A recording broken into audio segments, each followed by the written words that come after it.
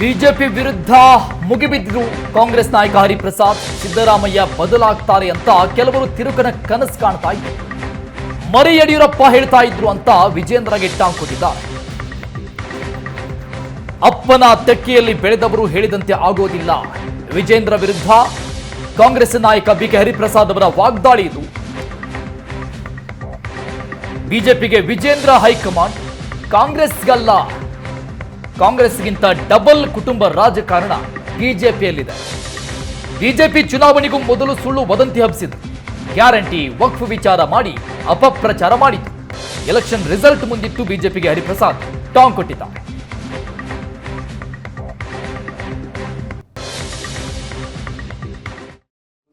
ಭಾಳ ಸ್ಪಷ್ಟವಾಗಿ ಹೇಳಿದರು. ಒಂದು ಬದಲಾವಣೆ ಅಂತ ಯಾರೂ ಹೇಳ್ತಾ ಇರಲಿಲ್ಲ. ಮಾಧ್ಯಮದವರು 2.5 ವರ್ಷ ಅಂತ ಮಾಧ್ಯಮದವರು ಹೇಳ್ತಾ ಇದ್ರು.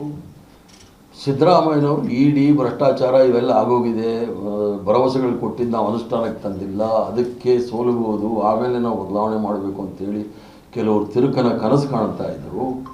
ಮತ್ತು ಆವಾಗ ಮರಿ ಯಡಿಯೂರಪ್ಪನವ್ರು ಹೇಳ್ತಾ ಇದ್ದರು, ಡಿಸೆಂಬರಲ್ಲಿ ಕಾಂಗ್ರೆಸ್ ತೆಗಿತೀವಿ, ಡಿಸೆಂಬರಲ್ಲಿ ಮುಖ್ಯಮಂತ್ರಿ ಹೋಗ್ತಾರೆ. ನಮ್ಮ ಹೈಕಮಾಂಡ ವಿಜೇಂದ್ರ ಇರ್ಬೋದು, ಬಿ ಜೆ ಪಿಗೆ ಹೈಕಮಾಂಡು, ಕಾಂಗ್ರೆಸ್ಗೆ ಹೈಕಮಾಂಡು, ಕಾಂಗ್ರೆಸ್ ಹೈಕಮಾಂಡ್ ಏನು ಅನ್ನೋದು ನಮಗೆ ಗೊತ್ತಿದೆ. ಇವರಿಂದ ಕಲಿಯೋದು ಬೇಕಾಗಿಲ್ಲ. ಅಪ್ಪನ ತೆಕ್ಕೆಯಲ್ಲಿ ಬೆಳೆದವರು ಕಾಂಗ್ರೆಸ್ ಪಕ್ಷದ ಬದಲಾವಣೆ, ಕಾಂಗ್ರೆಸ್ ಪಕ್ಷದ ನೀತಿ ರೀತಿ ಮಾತಾಡೋದು ಬೇಕಾಗಿಲ್ಲ. ಆದ್ದರಿಂದ ಅವ್ರು ಸೈನ್ ಮಾಡೋಂಗಲ್ಲ. ಇದು ಯಡಿಯೂರಪ್ಪನವರು ಸೈನ್ ಮಾಡ್ತಾ ಇದ್ರಲ್ಲ, ಅದಲ್ಲ ಇದು ಬದಲಾವಣೆ. ಕುಟುಂಬ ರಾಜಕಾರಣ ಅಂತಂದರು. ಕಾಂಗ್ರೆಸ್ ಪಕ್ಷಕ್ಕಿನ್ನ ಡಬಲ್ ಕುಟುಂಬ ರಾಜಕಾರಣ, ಅಪ್ಪ ಅಮ್ಮ ರಾಜಕಾರಣ, ಅಮ್ಮ ಮಗ ರಾಜಕಾರಣ, ಇವೆಲ್ಲ ಇರ್ತಕ್ಕಂಥದ್ದು ಭಾರತೀಯ ಜನತಾ ಪಾರ್ಟಿನಲ್ಲಿ. ಜ್ಯೋತಿರಾಜ್ ಸಿಂಧ್ಯಂದೇ ತಗೊಳ್ಳಿ, ಅವರ ಅತ್ತೆ ರಾಜಸ್ಥಾನಲ್ಲಿ ಚೀಫ್ ಮಿನಿಸ್ಟ್ರು, ಇನ್ನೊಂದು ಅತ್ತೆ ಮಧ್ಯಪ್ರದೇಶದಲ್ಲಿ ಲೋಕಸಭಾ ಸದಸ್ಯರು, ಅವ್ರ ಮಗ ಈಗ ಇನ್ನೊಬ್ಬ ಇದ್ದಾನೆ. ಒಂದೊಂದು ಕುಟುಂಬದಲ್ಲಿ 10 ಜನ ಇರ್ತಕ್ಕಂಥದ್ದು ನಾನು ನಿಮ್ಗೆ ಹೇಳ್ಬೋದು.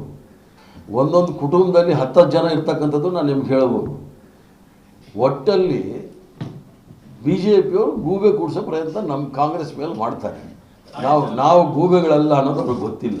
ಆ ಪ್ರಶ್ನೆ ಅಲ್ಲ. ಕರ್ನಾಟಕ ರಾಜ್ಯದಲ್ಲಿ ಯಾಕಂದರೆ ಏನಾದರೂ ಮಾಡಿ ಕಾಂಗ್ರೆಸ್ ಪಕ್ಷವನ್ನು ಕೆಡವಬೇಕು ಅಂತೇಳಿ ಭಾರತೀಯ ಜನತಾ ಪಾರ್ಟಿಯ ಮಂಚೂಣಿ ಘಟಕಗಳು ಏನಿದೆ ನೋಡಿ, ಇಡಿ, CBI, IT ಉಪಯೋಗ ಮಾಡಿ ಎಲ್ರಿಗೂ ಸಹ ತೊಂದರೆ ಕೊಟ್ಟು ಸರ್ಕಾರನ ಬೀಳಿಸಿ.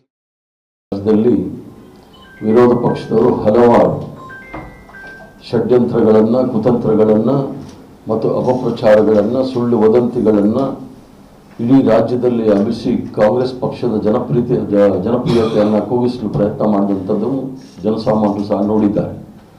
ಮೊದಲನೇದಾಗಿ ನಾವು ಕೊಟ್ಟಂಥ 5 ಗ್ಯಾರಂಟಿಗಳ ಬಗ್ಗೆ, ತದನಂತರ ವಕ್ಫ್ ವಿಚಾರದಲ್ಲಿ ಇಲ್ಲ ಸಲ್ಲದ ಆರೋಪಗಳನ್ನು ಮಾಡ್ತಕ್ಕಂಥದ್ದು, ಭ್ರಷ್ಟಾಚಾರದ ಆರೋಪಗಳನ್ನು ಮಾಡ್ತಕ್ಕಂಥದ್ದು, ಮತ್ತು ಇಡಿ, CBI, IT ಸಹ ದುರುಪಯೋಗ ಪಡಿಸಿಕೊಂಡು ಸತತ ಪ್ರಯತ್ನವನ್ನು ಮಾಡಿದ್ರು. ಕರ್ನಾಟಕ ರಾಜ್ಯದಲ್ಲಿ ಯಾವುದಾದ್ರೂ ರೀತಿಯಲ್ಲಿ ನಾವು ಕಾಂಗ್ರೆಸ್ ಪಕ್ಷವನ್ನು ಸೋಲಿಸಬೇಕು ಅಂತೇಳಿ ಕರ್ನಾಟಕದ ಜನತೆ ಒಳ್ಳೆಯ ತೀರ್ಪನ್ನು ಕೊಟ್ಟಿದ್ದಾರೆ.